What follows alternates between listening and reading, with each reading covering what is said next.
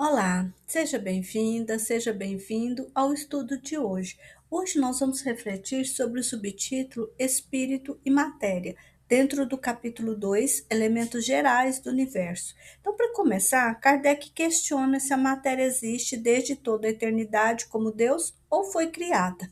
E os benfeitores respondem de forma clara: só Deus é eterno, a matéria foi criada por ele.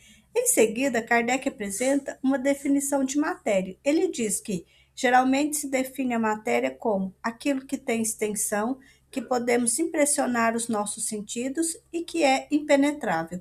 E então pergunta se essa definição é exata. E os benfeitores respondem que, do vosso ponto de vista, sim, mas fazem uma ampliação muito importante.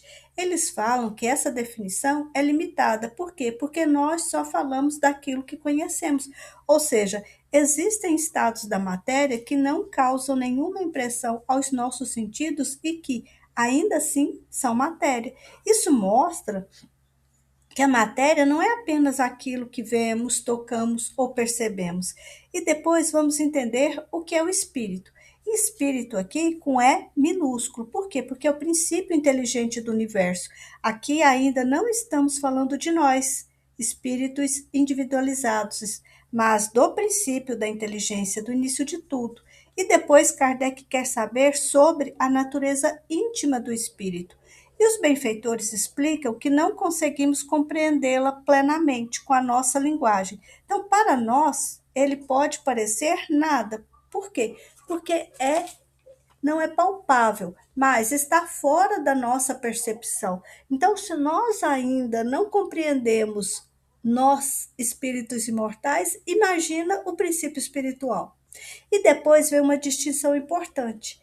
Espírito não é a mesma coisa que inteligência. A inteligência é um atributo do espírito. Depois Kardec pergunta se o espírito e a matéria são independentes ou um é propriedade de outro.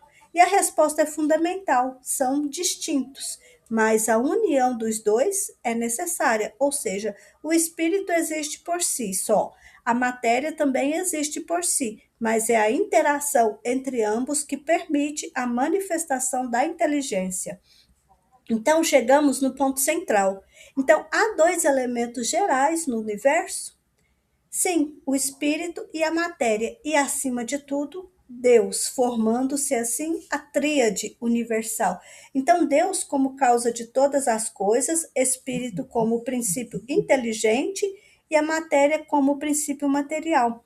Os benfeitores aprofundam ainda mais essa relação.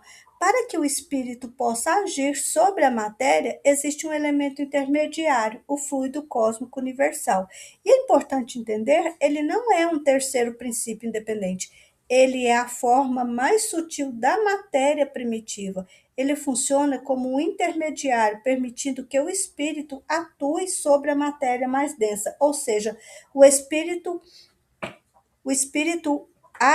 não age diretamente sobre a matéria grosseira, ele atua através deste fluido que funciona como um verdadeiro condutor. Então, podemos entendê-lo como um meio universal, como se fosse um grande oceano invisível em que todos nós estamos inseridos. E quando Kardec pergunta se esse fluido seria o que chamamos de eletricidade, os benfeitores esclarecem. Os chamados fluido elétrico, fluido magnético e os outros são modificações do fluido universal, ou seja, são manifestações diferentes de uma mesma base que é a matéria em estado mais sutil e aperfeiçoado. E por fim, Kardec levanta uma questão sobre as expressões matéria inerte e matéria inteligente. E os benfeitores mostram que o problema está na linguagem. O importante não é o nome que damos, mas compreender que existem dois princípios distintos, o espiritual e o material. Esse conjunto de questões estabelece a base de toda a doutrina espírita. Deus é a causa primária de tudo. O espírito é o princípio inteligente e a matéria é o princípio material. E aqui a realidade vai muito além daquilo que os nossos sentidos